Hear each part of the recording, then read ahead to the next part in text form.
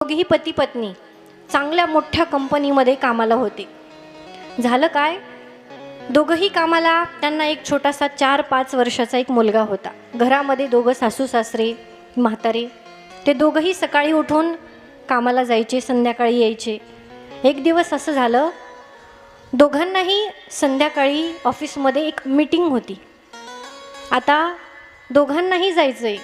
मग त्या सुनेनं काय केलं, सासूबाईंना सांगितलं की आज जरा आम्हाला घाई आहे, दोघांनाही आम्हाला मीटिंगला जायचं आहे. तुम्ही काय करा, आपल्या घराच्या बाजूला थोडंसं लांब तिथे मंदिर आहे की नाही, तिथे भंडारा चालू आहे. आज मला काही स्वयंपाकाला वेळ नाही, मला जरा मीटिंगला जायचं आहे, तुम्ही तिथे भंडाऱ्याला जेवायला जा.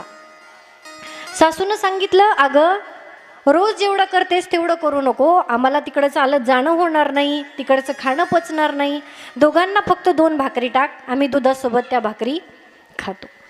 तिनं सांगितलं, सासूबाई माझ्याकडे 2 भाकरी टाकण्यापुरता सुद्धा वेळ नाही आहे, मला आज लवकरात लवकर तिकडे जायचं आहे. दोघेही निघाले. लक्ष देऊन ऐका, दोघंही निघाले. गाडीत जाताना त्या छोट्या 4-5 वर्षाचा मुलगा म्हणतो, आई मी सुद्धा तुमच्यासारखा मोठा होऊन मोठ्या कंपनीमध्ये कामाला जागणारे म्हणे. चांगली गोष्ट आहे बाळा, आणि मी सुद्धा मोठा झालो की नाही, मी असंच मोठं घर बांधणार आई, पण फक्त मंदिराच्या जवळ बांधणार. आई म्हणते, मोठं घर बांधणार कळालं, पण मंदिराच्या जवळ का बरं बांधणार? तो मुलगा आईला म्हणतो, आई अगं उद्या चालून मला आणि माझ्या बायकोला जर असं जावं लागलं तर तुझी जेवणाची व्यवस्था मंदिरामध्ये भंडाऱ्यात होईल ना, आणि तुला जास्त चालावं लागणार नाही.